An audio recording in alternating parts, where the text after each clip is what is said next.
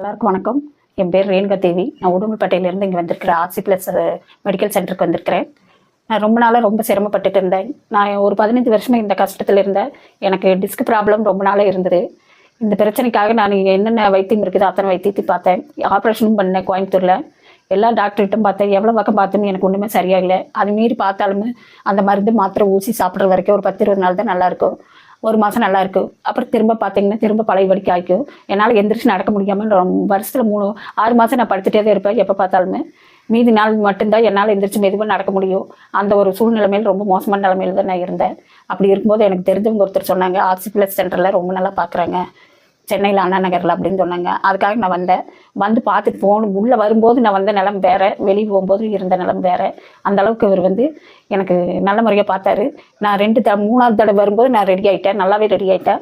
அவர் என்னை 8 தடவை வர சொன்னார்.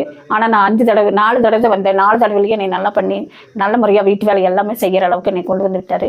எனக்கு இந்தளவுக்கு ஒரு மனசு திருப்திகரமாக ஊசி மருந்து இல்லாமல் வந்து பார்த்துட்டு போனாலே எல்லாம் ரெடி ஆகிக்குது. அவர் பண்ணுற ட்ரீட்மெண்ட்டு இந்த உலகத்தில் எல்லாத்தையும் போய் சேரணும். இந்த மாதிரி என்னை மாதிரி டிஸ்க் பிரச்சனைக்கிற எல்லாருமே இங்கே வந்து பாருங்கள்.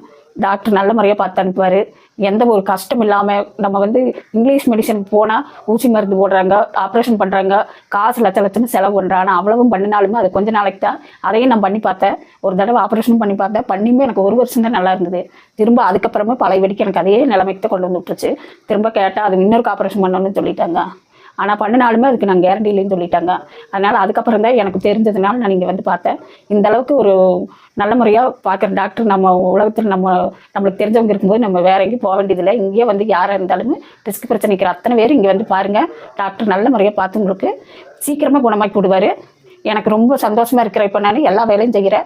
நான் இப்போ ரொம்ப திருப்திகரமாக இருக்குது எனக்கு இங்கே வந்து பார்த்ததில். எனக்கு தெரிஞ்ச எல்லாத்துக்கும் நான் சொல்லிட்டு தான் இருக்கிறேன். இந்த மாதிரி நீங்கள் அங்கே போய் பாருங்கன்னு. நீங்களும் இப்போ இந்த வீடியோ பார்க்குற அத்தனை பேருமே இந்த மாதிரி ப்ராப்ளம் இருந்தால் டாக்டர் வந்து பாருங்கள். டாக்டர் நல்ல முறையாக பார்ப்பார்.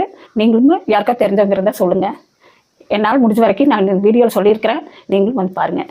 இதோடு நான் என்னோடய உரை முடிச்சுக்கிறேன்.